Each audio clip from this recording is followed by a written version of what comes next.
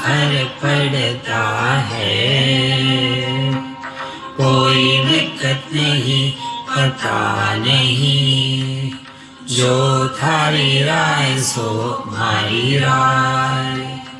Nothing to do, nowhere to go।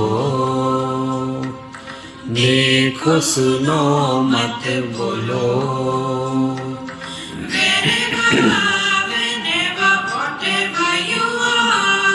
Be 100% Karnataka, किसी को आओ मत कहो, किसी को जाओ मत कहो। ना कुछ पाना ना कुछ खोना। Who asked you live at zero complete level? मौज में रहो, be happy।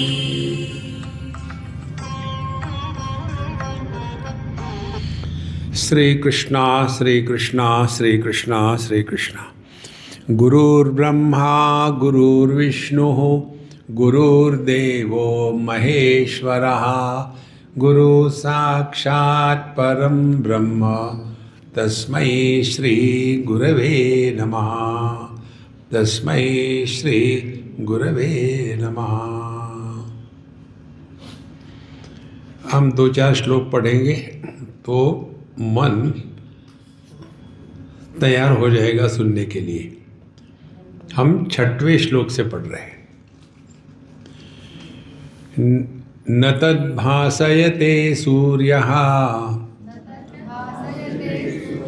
न शशांको न पावकः, यद्गत्वा न निवर्तन्ते तद्धाम परमं मम। ममैवांशो जीवलोके जीवभूतः सनातनः। मनःषष्ठानीन्द्रियाणि प्रकृतिस्थानि कर्षति। शरीरं यदवाप्नोति यच्चाप्युत्क्रामतीश्वरः। गृहीत्वैतानि संयाति वायुर्गन्धानि वाशयात्। श्रोत्रं चक्षुस्पर्शनं च रसनं घ्राणमेव च। अधिष्ठाय मनश्चायं विषयानुपसेवते। उत्क्रामन्तं स्थितं वापि भुञ्जानं वा गुणान्वितं। विमूढानानुपश्यन्ति पश्यन्ति ज्ञानचक्षुषः। यतन्तो योगिनश्चैनं पश्यन्त्यात्मन्यवस्थितम्। जल्दी जल्दी मत करो, कौन कर रही है जल्दी, सब ट्यून में चलो। यतन्तोऽप्यकृतात्मानः, फिर कोई जल्दी जा रही है, जल्दी मत जाओ, पहली वाली ट्यून में चलो। यदादित्यगतं तेजो जगद्भासयतेऽखिलम्। यच्चन्द्रमसि यच्चाग्नौ तत्तेजो विद्धि मामकम्। अहं वैश्वानरो भूत्वा प्राणिनां देहमाश्रितः। प्राणापानसमायुक्तः पचाम्यन्नं चतुर्विधम्। सर्वस्य चाहं हृदि सन्निविष्टः। मत्तस्मृतिर्ज्ञानमपोहनञ्च वेदैश्च सर्वैः अहमेव वेद्यः वेदान्तकृद्वेदविदेव चाहम्। सभी शास्त्रों का निचोड़ इतना ही है, वेदैश्च सर्वैः अहमेव वेद्यः, अपने आप को पहचानो। देखो, जब हम इस कार्य में लग जाते हैं ना, अपने आप को पहचानने में, तो आपको हर जगह एक उदाहरण मिलता है समझने के लिए। जैसे मैं यहाँ बैठा हूँ, यहाँ एक मक्खी है। अब वो मक्खी हमारे अहंकार के जैसी है। उस मक्खी को कहते हैं मस्का डोमेस्टिका, हाउस फ्लाई। अब ये जो मक्खी है, इसको विवेक नहीं है। भगवान का प्रसाद होगा तो बैठेगी, गंदगी होगी तो भी बैठेगी। इसी प्रकार से हमको अपने अच्छाई का भी अभिमान होता है, बुराई का भी अभिमान होता है। देखो, तो जिसको अभिमान होता है उसका हमको त्याग करना है। तो इसीलिए अब हमको अभिमान हो रहा है, ये कैसे पता चलेगा? इसका एक सिम्टम है, एक लक्षण है। हम एकदम एक क्षण में दुखी हो जाते हैं। जैसे मैंने इस अम्मा को डांटा, अब ये दुखी हो गई होगी तो अहंकार है। दुखी नहीं हो रही तो मैं दुखी हो जाऊंगा, मेरा अहंकार। देखो, इसीलिए इस मैं को हमको जानना है कि कौन है ये मैं। तो क्या है ये मैं? अब इसका चिंतन शुरू होता है 16वें श्लोक से। द्वाविमौ पुरुषौ लोके क्षरश्चाक्षर एव च क्षरः सर्वाणि भूतानि कूटस्थोऽक्षर उच्यते। पहले हम इसका गलत अर्थ बताते हैं, फिर ठीक अर्थ बताएंगे। गलत अर्थ क्या है जो इसमें छपा है गीता प्रेस में? इस संसार में नाशवान और अविनाशी ये दो प्रकार के पुरुष हैं। इनमें संपूर्ण भूत प्राणियों के शरीर तो नाशवान है और जीवात्मा अविनाशी कहा गया है। अब इसमें देखो, दो प्रकार के पुरुष बताए हैं। ये हमको समझ, क्योंकि व्याकरण की दृष्टि से ठीक है ये, पुरुषाः पुरुषो पुरुषाः, तो ठीक है। लेकिन क्या दो पुरुष है कि एक ही पुरुष दो रूप में प्रकट हो रहा है? देखो, एक ही पुरुष दो रूप में प्रकट हो रहा है। आदमी और पति, एक ही आदमी है, वो दो प्रकार से प्रकट हो रहा है। जब उसका ध्यान अपने तरफ होगा तब वो आदमी है, जब पत्नी की तरफ होगा तो पति है। अब इन दोनों में सुखी दुखी कौन होता है? देखो, तो दुखी होने वाला पति होगा और दुखी नहीं होने वाला आदमी होगा। तो ये दो है।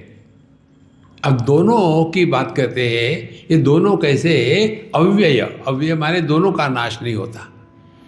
आदमी का भी नाश नहीं होता, वो तो आदमी बना रहेगा चाहे शादी हो या ना हो।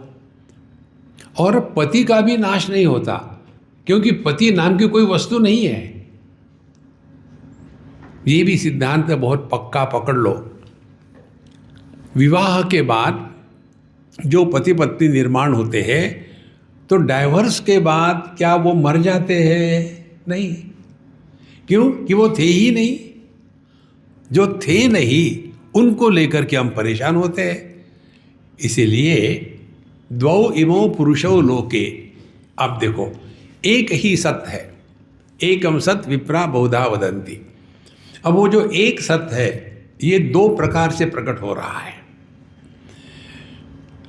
जैसे ये लकड़ी है, इसमें विराजिए महाराज, इसमें सद वस्तु केवल सत्ता रूप से हो रही है प्रकट, है इतनी ही है। और यही सद वस्तु मुझ में आप में प्रकट हो रही है, सत्ता के साथ चेतना भी है। तो ये दो के पीछे दो भगवान नहीं है, दो तत्व नहीं है, एक ही तत्व उपाधि के कारण दो प्रकार से बढ़ गया है, ये इसका अर्थ है। नहीं तो दो पुरुष हो गए, फिर जीव और ईश्वर हो गया, दोनों सत्य है, नहीं, ये हमको नहीं समझना है। तो जो भेद है ये औपाधिक है, इस शब्द को पकड़ लेना। औपाधिक अनेकता प्रतीत होती है लेकिन होती नहीं। देखो, एक ही आदमी कितना बन जाता है, वही बन जाता है पुत्र, पति, पिता, भाई, father in law, brother in law. तो क्या अनेक बन गया? वो एक ही है। इसी प्रकार से अब वही आदमी एक जगह पति बना है, दूसरी जगह भाई बना, ऐसे कैसे? उपाधि के कारण। उसी प्रकार से एक ही तत्व, वह तत्व जिस उपाधि में केवल सत्ता के रूप में प्रकट होता है, उसको जड़ जगत कहते हैं। और दूसरी जगह वही तत्व सत्ता के साथ चेतना के रूप में भी प्रकट होता है, तो उसको कहते हैं चेतन जगत, जड़ चेतन। अब देखो, ध्यान से सुनो। हमने एक बर्तन में पानी लिया और उसको अग्नि पर रख दिया, तो क्या होगा? पानी गर्म होगा। और इसके द्वारा हम ये निर्णय करें कि अग्नि में केवल उष्णता ही है, प्रकाश नहीं है। यदि प्रकाश होता तो ये पानी में दिखता क्यों नहीं? देखो, तो फिर हमको दूसरा एक्सपेरिमेंट करना है। उसी अग्नि में एक लकड़ी को डाल देना है। तो लकड़ी को डालेंगे तो उसमें दोनों प्रकट हो गए, गर्मी भी होगी और प्रकाश भी होगा। तो उसका निर्णय क्या होगा कि अग्नि प्रकाश और उष्णता दोनों से युक्त है। उपाधि के कारण एक जगह केवल उष्णता प्रकट होती है, दूसरे जगह दोनों चीजें प्रकट होती है। इसी प्रकार से एक ही पुरुष अपीयर्स एज इफ टू। देखो, नहीं तो जड़ चेतन की अलग अलग बात हो जाएगी। कबीर जी का भजन है एक, सब में सब पर आप विराजे, जड़ चेतन में डोलता। देखो, सब में सब पर, तो जड़ का आधार होते हुए तत्व जड़ नहीं है, और चेतन का आधार होते हुए चेतन नहीं है। जो जड़ चेतन दोनों का आधार है, वो अपना स्वरूप है। इसी एक सिद्धांत को लेकर के वेदांत में ऐसा प्रस्तुत करते हैं, ब्रह्म, परमात्मा या भगवान, कोई भी शब्द का प्रयोग करो, यह जगत का निमित्त, अभिन्न निमित्त उपादान कारण है। अभिन्न माने एक, उसमें भेद नहीं है। निमित्त और उपादान कारण। तो उपादान कारण माने क्या? केवल मिट्टी हो तो उस मिट्टी का घट नहीं बनेगा। क्यों? कि कोई तो भी घट बनाने वाला चाहिए ना, तो कुम्हार चाहिए। तो किसी भी वस्तु के निर्मिति में कम से कम दो चीज़ें लगती है, एक उपादान कारण मिट्टी और दूसरा निमित्त कारण जो कुम्हार, दो चीज़ें लगती है। अब परमात्मा को लेकर के कहते हैं कि भगवान इस दुनिया का अभिन्न, अभिन्न माने एक ही, अभिन्न निमित्त उपादान कारण है। माने वही दुनिया है और वही दुनिया को अनुभव करने वाला है। यह अलग अलग नहीं है। इसी को लेकर के हमारे धर्म में पत्थरों की पूजा में भी परमात्मा का दर्शन होता है, क्योंकि उसके सिवा किसी की सत्ता ही नहीं है। लेकिन ये न समझने के कारण मन में भ्रांति और द्वेष आ जाता है। तो इसीलिए यह जो एक ही पुरुष है, उपाधि के कारण मानो दो हो गया। तो क्या हो गया? जब हम अपने आप को देखते हैं तो हम में दो भाग है, एक जड़ भाग है और दूसरा चेतन भाग है। तो यह जो जड़ भाग है उसको कहते हैं क्षर पुरुष, जिसमें परिवर्तन आता है, और दूसरा है अक्षर पुरुष, जिसमें परिवर्तन नहीं आता। देखो, आइए महाराज।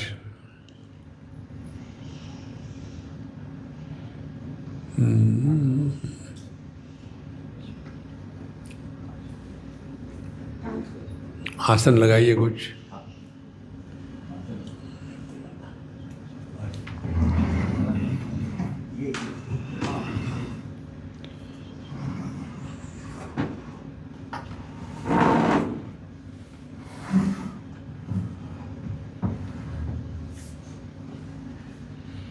लोग इस समय बाहर के थे और कल ही लौटे। नमो नारायण, नमो नारायण। स्वस्थ है, बढ़िया।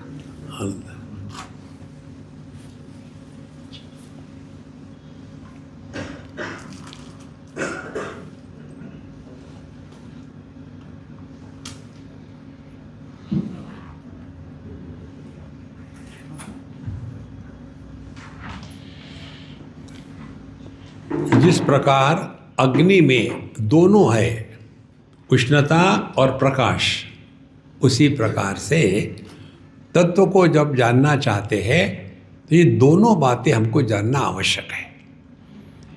कठोपनिषद में जो अंतिम मंत्र आता है उसमें दो तीन चीज़ें हमको बताते हैं।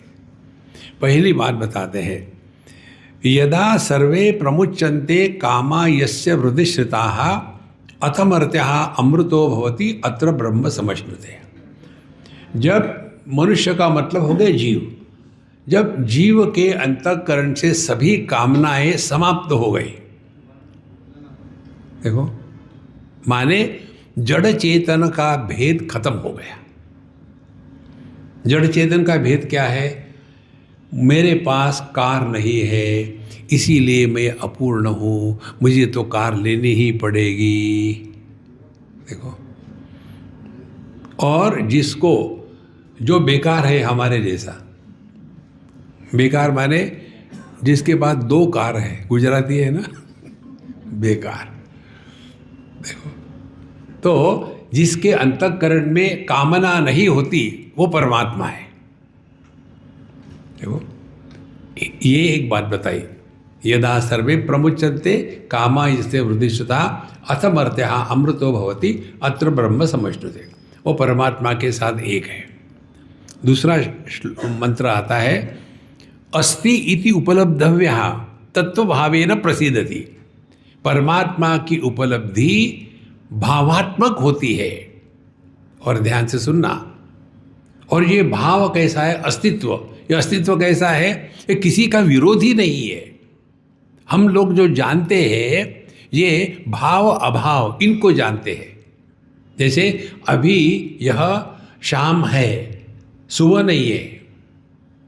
हम गोरखपुर में है, हम बंगाल में नहीं है, हम 225 में है, 1947 में नहीं है।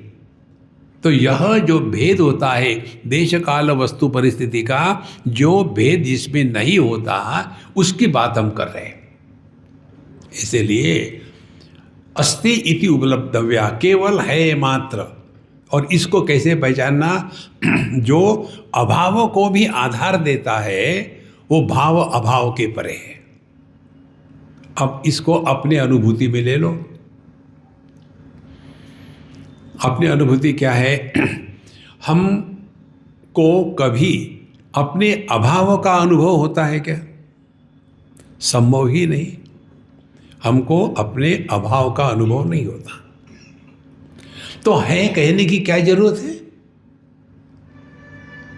देखो, तो हम कौन है फिर? हम भाव अभाव के परे हैं। देखो, लेकिन यदि देह को लेकर के कहेंगे तो पहले देह नहीं था, फिर देह का जन्म हुआ, फिर देह में परिवर्तन आए, एक दिन देह मर जाएगा। क्या ये गणित हम पर लागू होता है? जब हमको हमारे जन्म का अनुभव नहीं है, क्योंकि हमारा जन्म हुआ ही नहीं। उसी प्रकार से देह बढ़ता है, उसमें विकार आते हैं। हमारा ना तो जन्म हुआ है, ना तो हम बढ़ते हैं, ज्यों के त्यों है। देखो, द्वौ इमौ पुरुषो लोके क्षरश्चाक्षर एव च, क्षर सर्वाणि भूतानि। तो जो सभी परिवर्तनों का आधार है, लेकिन जिसमें परिवर्तन नहीं होते, वो मैं हूं। देखो, काल की परिभाषा नॉर्मली हम लोग करते हैं। काल माने क्या? जैसे 1 घंटा, 2 घंटा, 1 युग, 2 युग, चतुर्युगी। ये काल नहीं है, ये काल का नाप है। काल क्या है? हमारे कन्हैया लाल बताते हैं, कालोस्मि लोक क्षयकृत प्रवृद्धा। 11वें अध्याय में अर्जुन जब डरता है ना कि अब भाई भगवान को उग्र रूपा, आप कौन हो भयानक रूप वाले? तो कहते कालोस्मि। तो काल क्या हो गया है? जो सभी परिवर्तनों को आधार देता है, लेकिन जिसमें कोई परिवर्तन नहीं होता, वो अपना स्वरूप है। इसीलिए पहले हमारे शास्त्र बताते हैं कि हमको ये समझना है कि देह को कुछ भी अनुभव नहीं होता। जो अनुभव होता है वो मन को होता है, और इस मन पर जब चैतन्य का प्रकाश पड़ा तो वहाँ चिदाभास निर्माण हो गया। तो चिदाभास युक्त वृत्ति को ही मैं कहते हैं। वैसे तो मन भी जड़ है। देखो, ये जो तत्व है इसको ठीक से पकड़ लेना है। कैसे? 2 प्रकार के प्रकाश हमको समझने हैं। मुझे यहाँ से दिखते इस साइड में, इधर नहीं दिखते। 2 प्रकाश है। कौन से है? एक तो सब प्रकाश में आप दिख रहे, और जहाँ जहाँ डिफॉरेस्टेशन हो गया है वहाँ वहाँ एक रात में 2 चांद खिले। 2 प्रकाश है। आप हम पर भी देखते होंगे, एक साधारण सामान्य प्रकाश, और दूसरा कहीं आप जिस एंगल में बैठे हो उस एंगल के अनुसार रिफ्लेक्टेड लाइट। इसी प्रकार से वृत्ति में जब चैतन्य का प्रकाश पड़ता है तो उसको चिदाभास कहते हैं। चिदाभास युक्त वृत्ति को ही ज्ञान अज्ञान का चक्र है। देखो, इसीलिए जब हम ये स्पष्ट स्वीकार कर लेते हैं कि हमारे 2 भाग हैं, एक जड़ देह इत्यादि, देह मन इंद्रिय प्राण बुद्धि सब जड़ है, और दूसरा इस जड़ जगत में या देह में परमात्मा की अभिव्यक्ति जब चिदाभास के रूप में होती है तब उसको कहते हैं जीव। तो जड़ चेतन हो गए। अब यहाँ क्या कहा है? क्षर सर्वाणि भूतानि कूटस्थो अक्षर उच्यते। कूटस्थ माने कूटवत् तिष्ठति, जिसमें सब परिवर्तन हो रहे हैं लेकिन जिसका कभी परिवर्तन नहीं होता। जैसे ये सोनार की एनविल होती है ना, एरन, उस पर लोहे को ठोक ठोक करके आकार बदलते हैं, उस एरन का आकार नहीं बदलता। इसी प्रकार से ये जो मैं है, बचपन से लेकर के अभी तक ये मैं ज्यों का त्यों है। और ये मैं कौन है? ये देह और उसके विकारों के साथ तादात्म्य करके बैठा है, वो मैं है। अब वास्तविक नहीं है।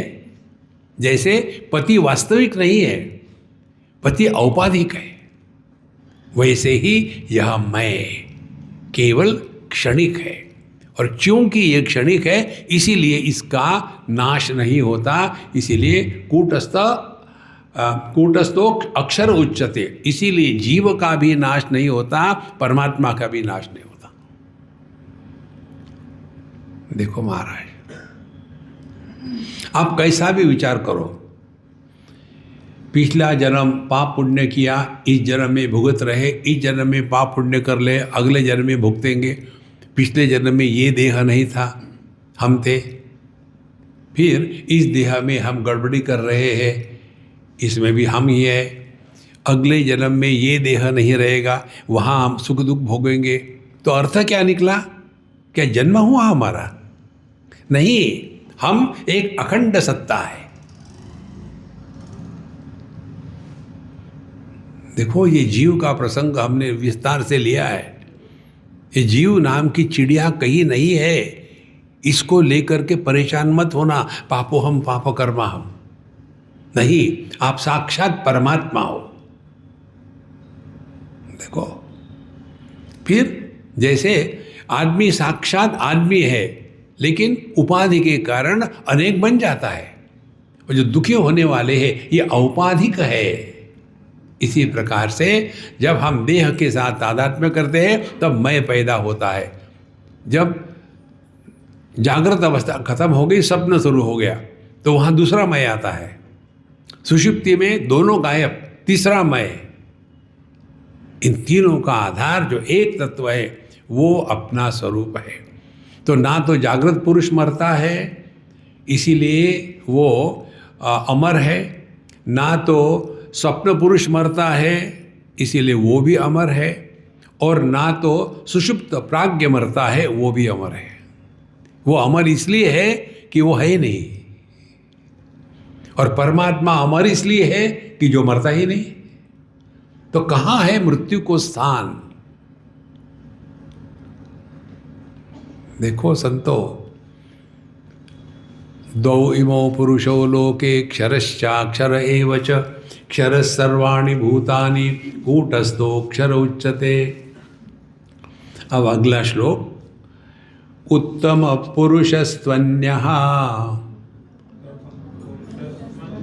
हाँ, गला साफ कर लो और ट्यून में गाना है। उत्तम पुरुषस्त्वन्यः परमात्मेत्युदारुतः यो लोकत्रयमाविश्य बिभर्त्यव्यय ईश्वरः। अब उत्तम पुरुष की बात करते हैं। थोड़ा व्याकरण पकड़ ले।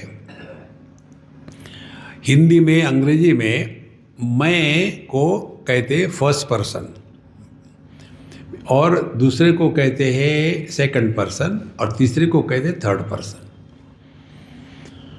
संस्कृत में मैं को कहते हैं उत्तम पुरुष, दूसरे को कहते, अगले को कहते हैं मध्यम पुरुष, और तीसरे को कहते हैं प्रथम पुरुष।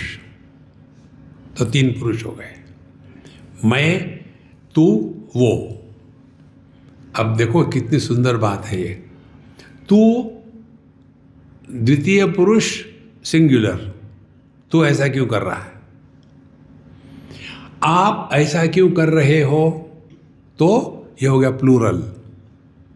प्लूरल है लेकिन ये सेकंड पर्सन ही है। फिर वो क्या कर रहा है?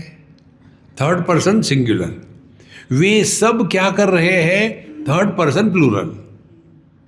माने मध्यम पुरुष और थर्ड पर्सन, इनके अनेक वचन हो या एक वचन हो, ये सेकंड और थर्ड पर्सन ही रहते हैं। अब आ जाओ उत्तम पुरुष, फर्स्ट पर्सन सिंगुलर। इसका एक वचन क्या है? I want to tell you, first person singular. इसका प्लूरल क्या है? वी। उसमें सब आ गए। और इसीलिए अंग्रेजी भाषा में आई को हमेशा कैपिटल लिखते हैं, जो सबको इंक्लूड करता है। यदि मैं नहीं तो आप भी नहीं, वो भी नहीं। तो ये पूर्ण दुनिया जो है ये उत्तम पुरुष पर अवलंबित है। देखो, इसीलिए भगवान यहाँ कहते हैं पहले क्षर पुरुष देह जगत, अक्षर पुरुष इस देह जगत में रहने वाला जिसको हम जीव कहते हैं, कूटस्थ, इसमें कोई परिवर्तन नहीं होता क्योंकि वो है ही नहीं। देखो, पानी में यदि हमारा प्रतिबिंब है और उसमें कहीं गंदगी आ गई तो पानी में पड़ा हुआ प्रतिबिंब हम उठा करके निकाल सकते हैं क्या? दिखता तो है लेकिन है नहीं। जिस दिन ये बात अपने गले उतरेगी ना, आपके जीवन में परिवर्तन आ जाएगा। देखो, उपनिषद कहती है तत्र माता अमाता भवति, तत्र पिता अपिता भवति। सुषुप्ति अवस्था में कहाँ जाते हैं ये सारे ससुरे, माँ बाप भाई बहन सास, कहाँ जाते हैं? कहीं नहीं जाते क्योंकि वो है ही नहीं ना। इसीलिए उसको कूटस्थ कहा है। तो ये देह के माध्यम से जो सुख दुख के अनुभव हो रहे, लेकिन वो दुखी वही का वही है। वो दुखी इसलिए वहाँ है कि उसने अपने आप को नहीं पहचाना, उसको अपने आप को पहचानना है। इसके लिए ये भगवद गीता बताती है वेदैश्च सर्वै अहमेव वेद्यः, कौन है ये मैं? यहाँ तो हमने अपने आप को दुनिया के विषय वस्तु या रिश्ते नाते मान लिए हैं।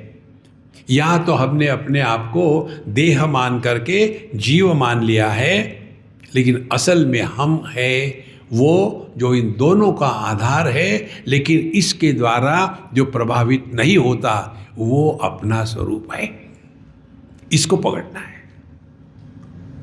इसीलिए उत्तम पुरुषः तु अन्य परमात्मा इति उदाहृता, ये है परमात्मा। उत्तम पुरुषः तु अन्य परमात्मा इति उदाहृतः।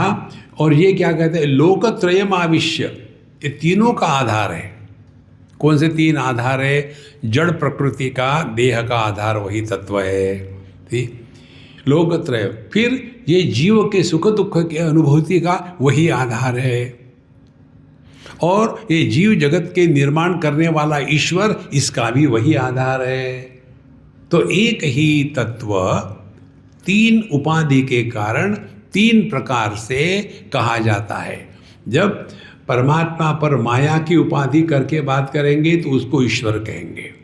उसी पर जब नाम रूप की उपाधि चढ़ाएंगे तो उसको जग कहेंगे, दुनिया जगत कहेंगे।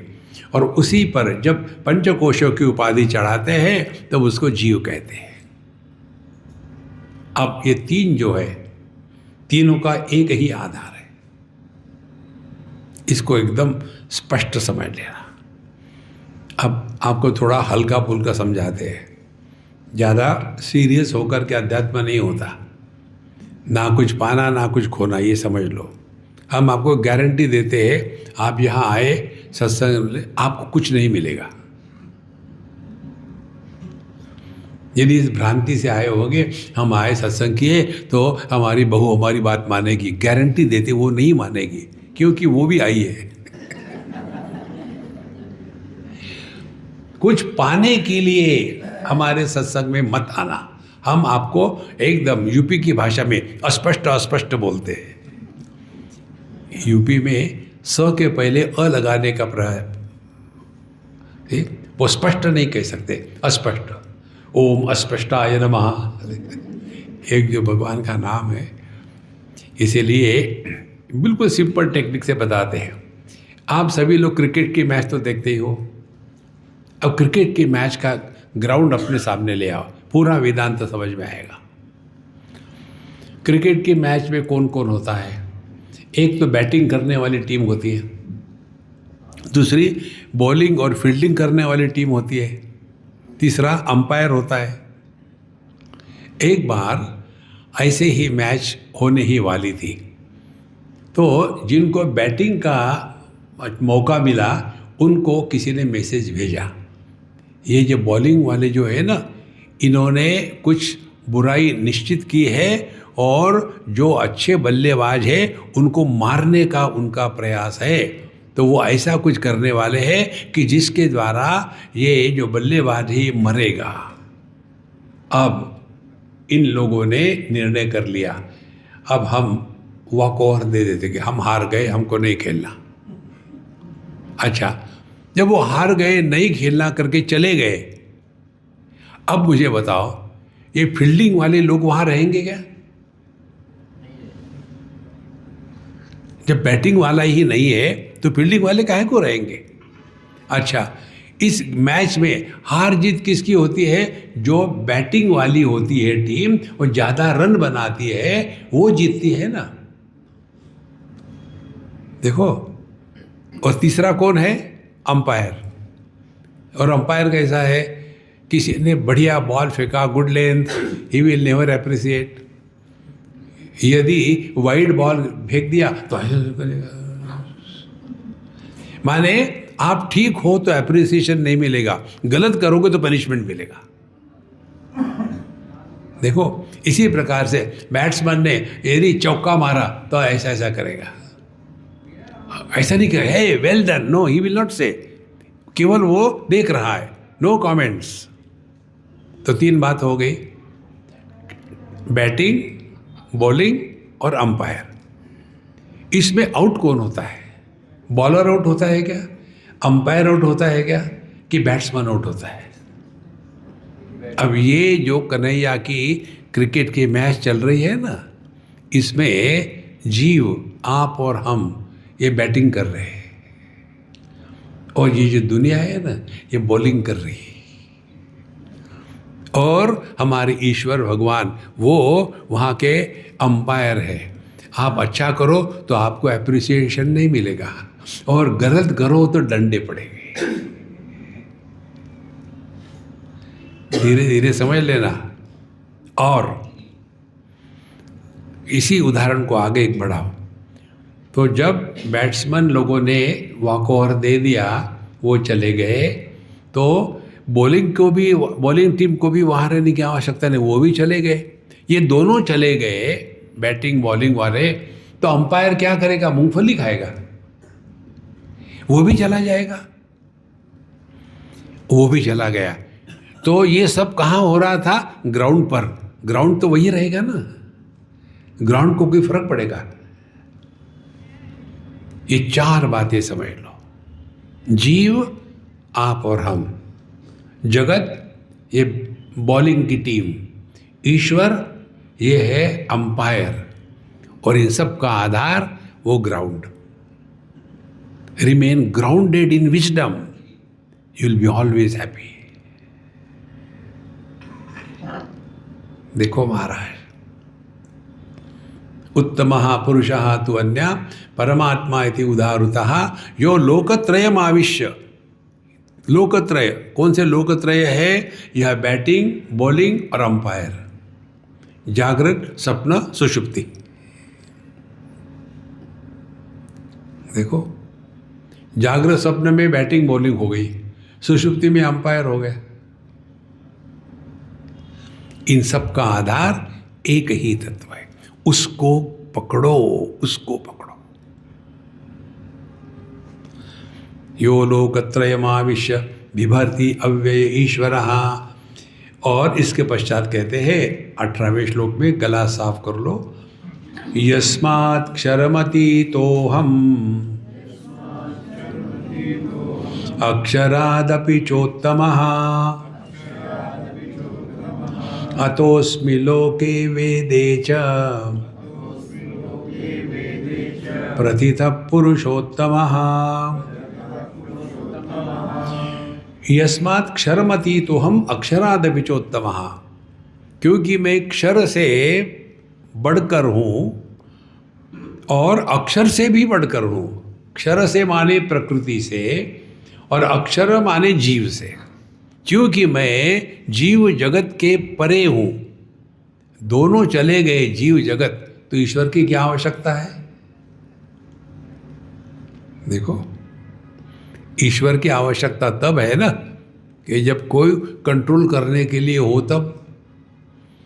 इसीलिए ये तीन जो चीज़ें हैं, जैसे ये ट्राइपॉड के तीन पैर जो है एक दूसरे के साथ जुड़े हुए, एक को खींचो दूसरे दोनों आ जाएंगे। इसी प्रकार से जीव जगत ईश्वर ये तीनों, इसमें से जीव ने साधना करनी है, जगत ने नहीं, ईश्वर ने नहीं। और जीव ने ये साधना करी कि अपना जो गलत अंडरस्टैंडिंग था अपने बारे में कि मैं जीव हूँ, मैं पापी हूँ, मैं पुण्यात्मा बनना है, ये चाहिए, वो निकाल दिया। जब जीव खत्म हो गया तो जगत भी नहीं, ईश्वर भी नहीं, जो बचता है वो केवल परमात्मा बचता है। देखो महाराज, इसको हम आपको अभी के अभी दिखाते हैं, अभी पोस्टमस नहीं। वेदांत में ज्ञान अभी और यहाँ होता है, वैकुंठ में जाकर के नहीं, कैलाश में जाकर के नहीं, यहाँ। देखो कोई कठिन नहीं इसमें।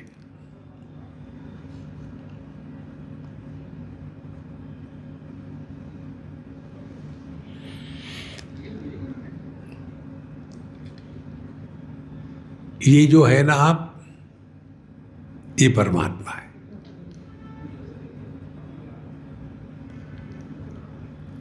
इस समय आप अपने इंद्रिय मन बुद्धि का व्यापार नहीं कर रहे।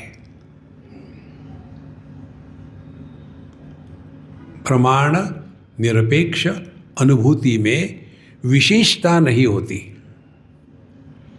जहां विशेषता है वहां प्रमाणों का व्यापार है। जैसे यहाँ स्त्री है, यहाँ पुरुष है, तो कैसे देखा हमने? आंखों से। तो इसमें विशेषता निर्माण हो गई। और यदि हम अपने बारे में जाने, किसी भी प्रमाणों का उपयोग ना करें, होना मात्र,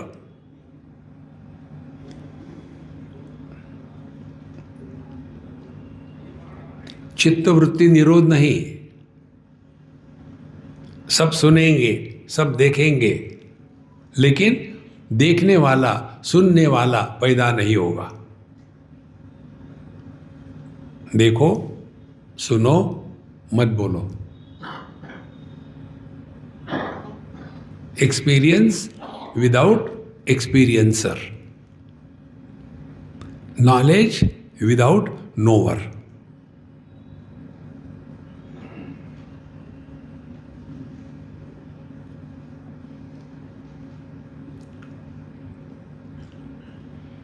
यस्मात् क्षरम अतीतो हम अक्षरादपि चोत्तमा। यह जो अनुभव है ये किसी के कारण नहीं है, इसी के कारण सब कुछ है। यस्मात् क्षरम अतीतो हम अक्षरादपि चोत्तमा अतोऽस्मि लोके वेदे च प्रतितः पुरुषोत्तमा। इसीलिए शास्त्रों में, लोगों में मुझे पुरुषोत्तम कहते हैं, क्योंकि तीन पुरुष है। पहला है क्षर पुरुष, दूसरा है कूटस्थ पुरुष, और तीसरा है इन दोनों का परे। यस्मात् क्षरमतीतो हम अक्षरादपि चोत्तमा अतोऽस्मि लोके वेदे च प्रतितः पुरुषोत्तमः। देखो, अब आगे कहते हैं,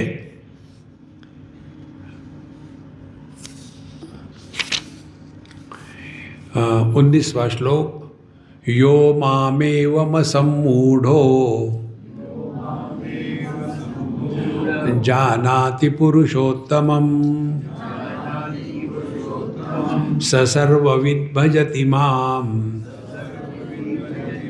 सर्वभावेन भारत।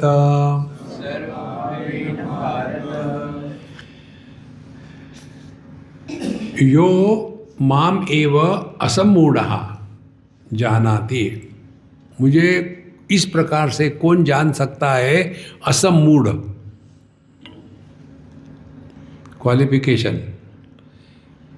यहाँ रिजर्वेशन कोटा नहीं है।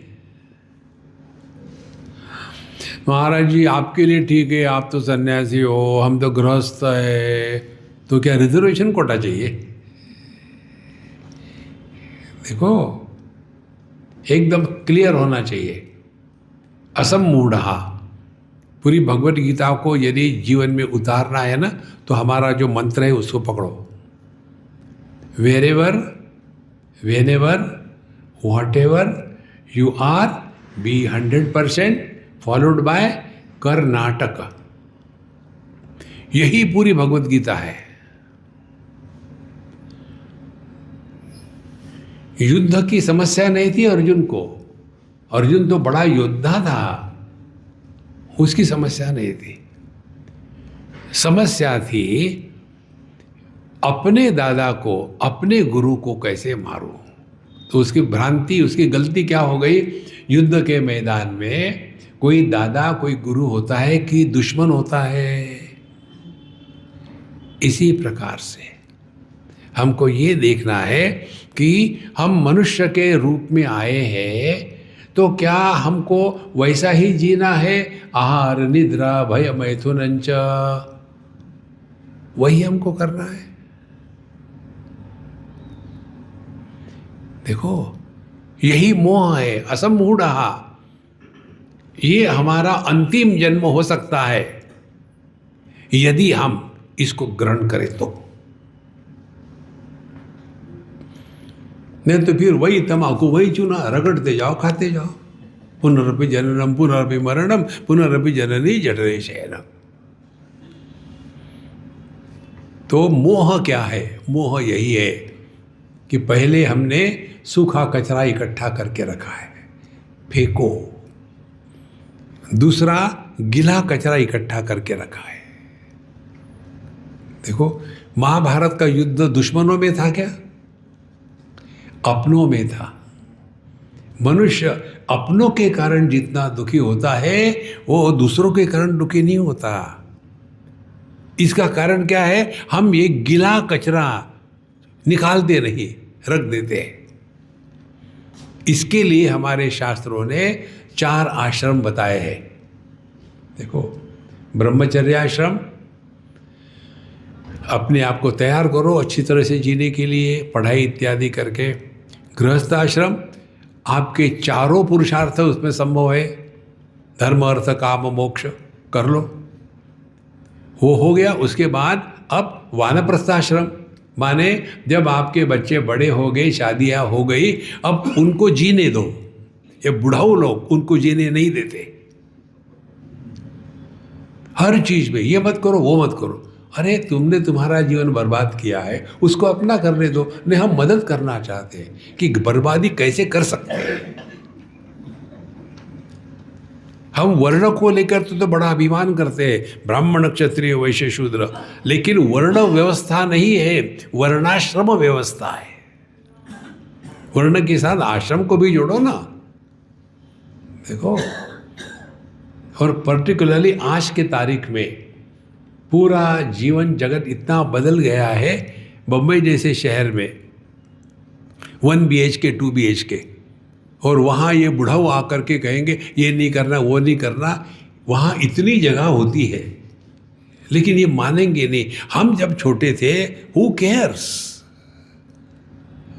देखो, इसीलिए अब हमने अपना जीवन जी लिया है, अब अपने आप को पूरा इसमें लगा दो। क्या लगाना है? वेदैश्च सर्वै अहमेव वेद्या। वेद्य कहा है, करना कुछ नहीं है। ये हमको ये करने के रोग से मुक्त होना है। जगत में रहो और रोज कम से कम एक चीज सीखो अपने ही अनुभव से। देखो, जो भी आप कर रहे हो उसमें एक चीज सीखो। धीरे धीरे आपकी जो बुद्धि है ना, ये एकदम ताजी हो जाएगी। उसके लिए क्या करें, एक उदाहरण आपको देते हैं। ये सीखने की बात हमने हर बार कही है, बम्बई की बात है।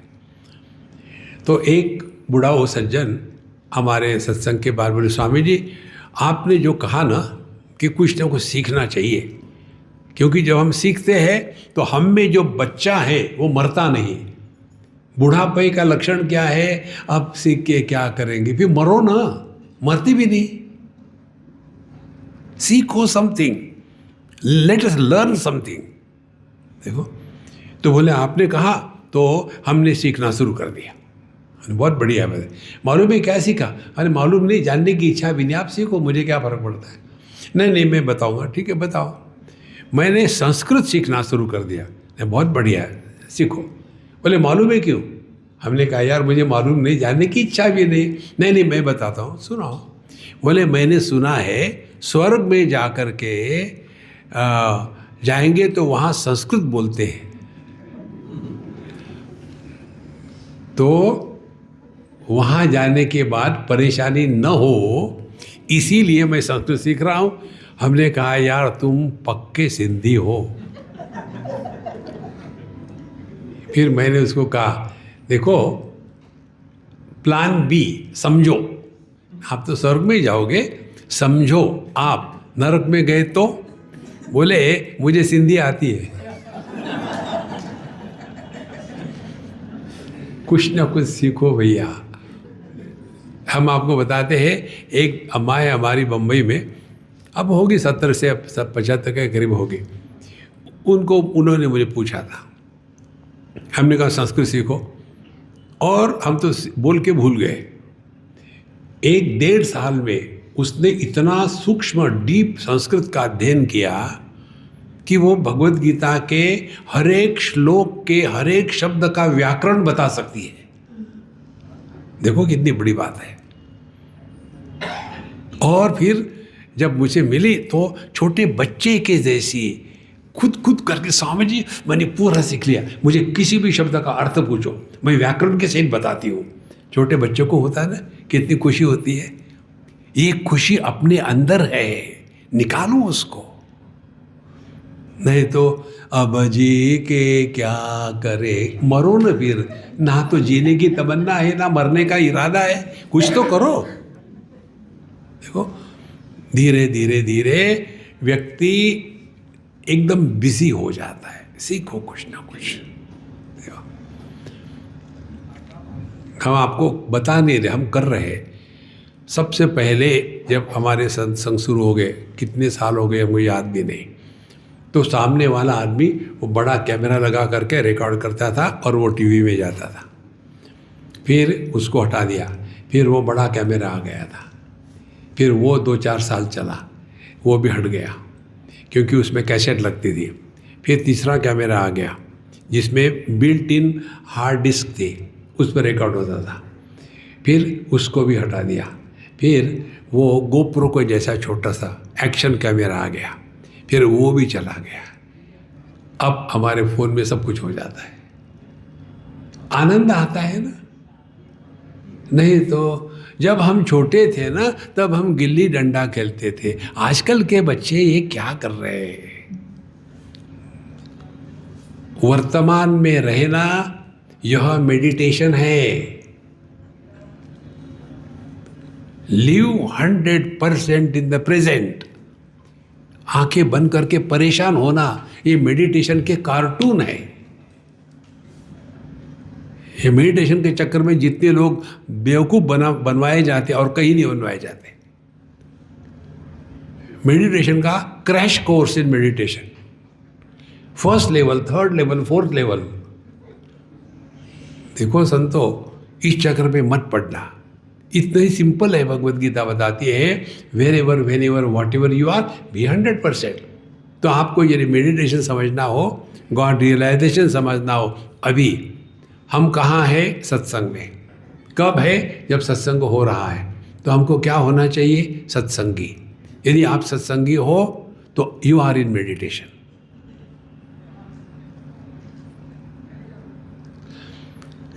लेकिन यहाँ सत्संग में आने के बाद एकदम देखो नींद लग गई। नींद क्यों लगती है? क्योंकि यहाँ के शांति होती है। We are extremist. 2 एक्सट्रीम्स हमको मालूम है। या तो कौ करते रहेंगे या तो सो जाएंगे। तीसरी अवस्था है शांति। अशांतस्य कुतः सुखम। इसके लिए धीरे धीरे ये बात जब समझ में आती है ना, तब व्यक्ति ये समझता है, यो माम एवं असमूढ़ जानाति पुरुषोत्तमम। तो हमको अपने आप को पहचानना है। तो उसका क्या होगा फिर? स सर्वविद, उसने जो कुछ जानना चाहिए था दुनिया में सब जान लिया है और कुछ जानने की आवश्यकता नहीं। स्वर्ग क्या है, मरने के बाद क्या होगा, और फिर कहाँ पैदा होंगे, ये सब कहने की बातें हैं।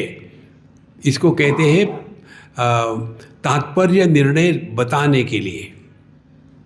क्योंकि पहली बात क्या है हमारी सबकी, अपने दुख के लिए अन्य को बदनाम करना, ये हमारी एक्सपर्टाइज है। उससे निकलने के लिए बताते हैं कि जीव हो तुम, तुम्हारे ही कर्मों के कारण तुमको दुख मिल रहा है। तो फिर क्या करें? अपने को सुधारो।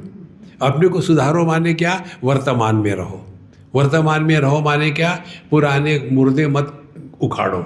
जब हम छोटे थे, nobody is interested in our past. जितना आप वर्तमान में रहोगे ना, उतने आप प्रभु के पास हो। देखो, बहुत सिंपल बात है। सर्वविद, उसने सब कुछ जान लिया है जो जानना चाहिए था। सर्वभावेन भारत। फिर आखिरी श्लोक, ये इस भगवद गीता का आत्मा है ये श्लोक। इति गुह्यतमं शास्त्रम् इदमुक्तं मया नघ एतद्बुद्ध्वा बुद्धिमान् स्यात् कृतकृत्यश्च भारत। अब देखो यहाँ तारतम्य भाव आया है। इति गुह्यतमं शास्त्रम, तो कितने शास्त्र है? 3 शास्त्र है। गुह्य शास्त्र माने धर्मशास्त्र, जगत में कैसे रहना चाहिए, अपने रिश्तों को कैसा निभाना चाहिए, सत्यम वद धर्मम चर मातृदेवो पितृदेवो, सब बताया। ये हो गया धर्मशास्त्र, इसको कहते हैं गुह्य शास्त्र। दूसरा होता है गुह्यतर शास्त्र, भगवान की उपासना करनी चाहिए जिसके द्वारा मन शांत प्रसन्न रहता है। तो देह को लेकर के अपने रिश्ते नातों को अच्छी तरह से जगना है, मन को लेकर के एकाग्र करना है। 2 हो गए। अब गुह्यतम शास्त्र, इति गुह्यतमम शास्त्र माने अंतिम शास्त्र कौन सा है? गुह्यतम शास्त्र माने अध्यात्म शास्त्र। इति गुह्यतमम शास्त्र इदम उक्तम मया नघ। हे अनघ, हे निष्पाप अर्जुन, देखो हे निष्पाप अर्जुन, जो मेरे द्वारा कहा गया है। भगवान ने ये नहीं कहा मैंने कहा, जो मेरे माध्यम से प्रकट हो गया है। एक ये भी टेक्निक ट्राई करके देखो, बोलते समय हमेशा कर्मणि प्रयोग का उपयोग करो, कर्तरी प्रयोग नहीं। Use always the passive voice, not the active voice. क्या फर्क पड़ेगा? मैंने ये किया, इसमें कर्म से ज़्यादा मैं का महत्व होता है। यार वो काम हो गया, किसने किया ये महत्व का नहीं है। ये छोटी छोटी बातों में हम अपने आप की साधना कर सकते हैं। तो भगवान भी कहते मया उक्तम, मेरे द्वारा कहा गया। क्या कहा गया? गुह्यतमम शास्त्रम। तो गुह्यतम शास्त्र महत्व का है, किसने कहा ये महत्व का नहीं। इति गुह्यतमम शास्त्रम इदमुक्तं मया नघ एतद् बुद्ध्वा। अब देखो कृत्वा नहीं कहा है। कल भी आपको बताया था 2 प्रकार के ज्ञान होते हैं।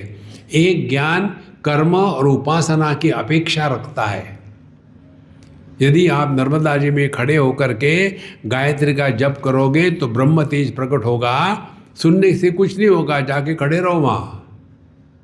देखो, और दूसरा ज्ञान क्या है? जिसके बाद कर्म की अपेक्षा नहीं है।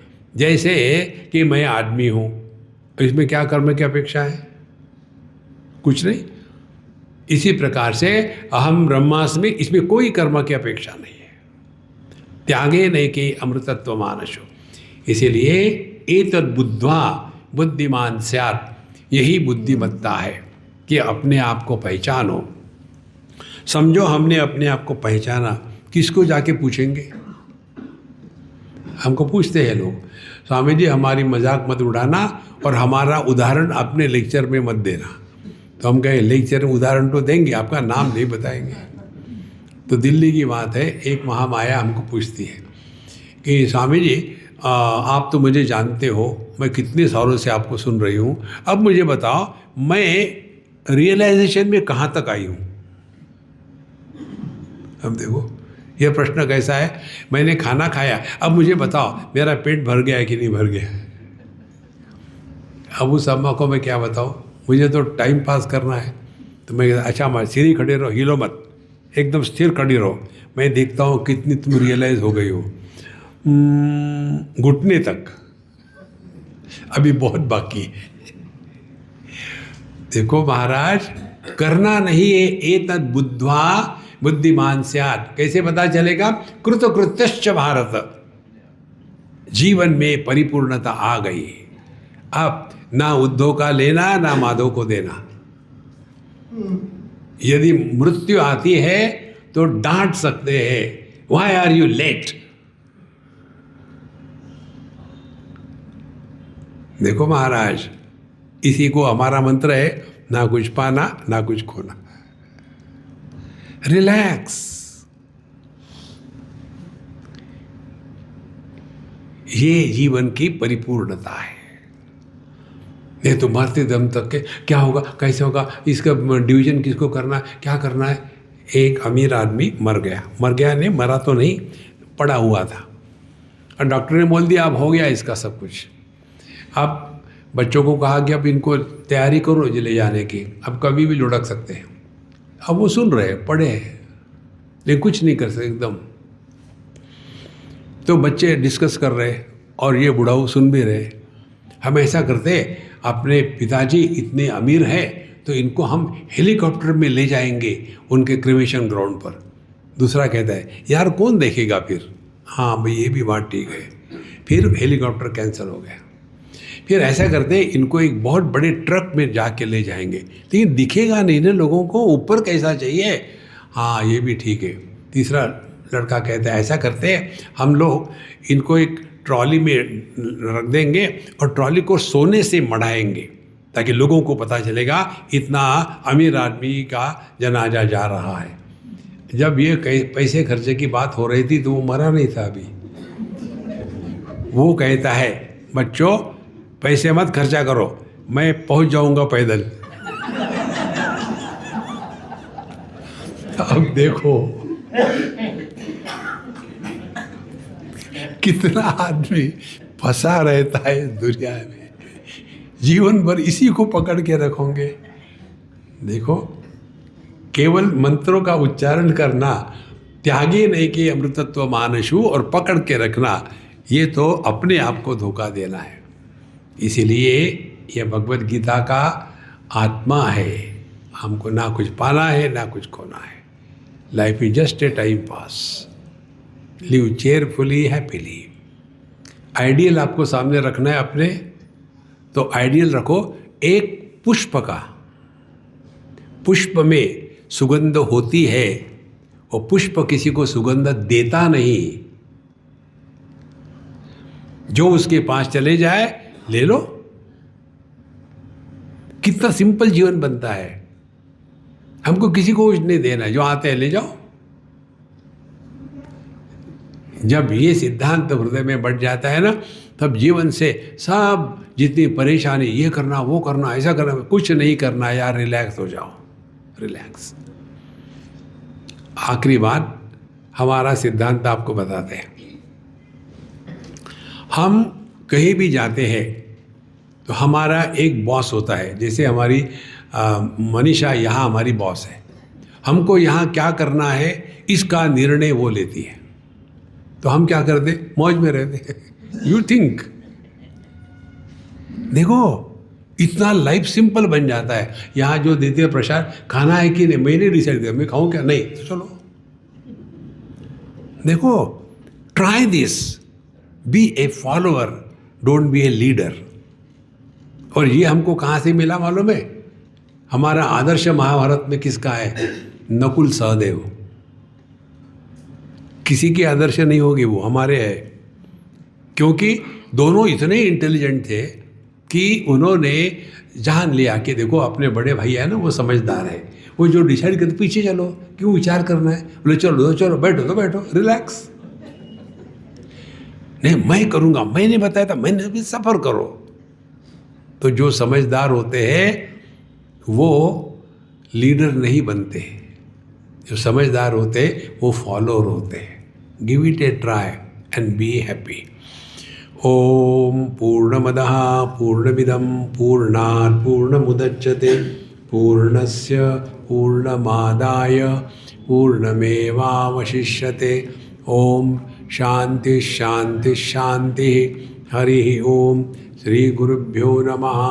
हरि ओम।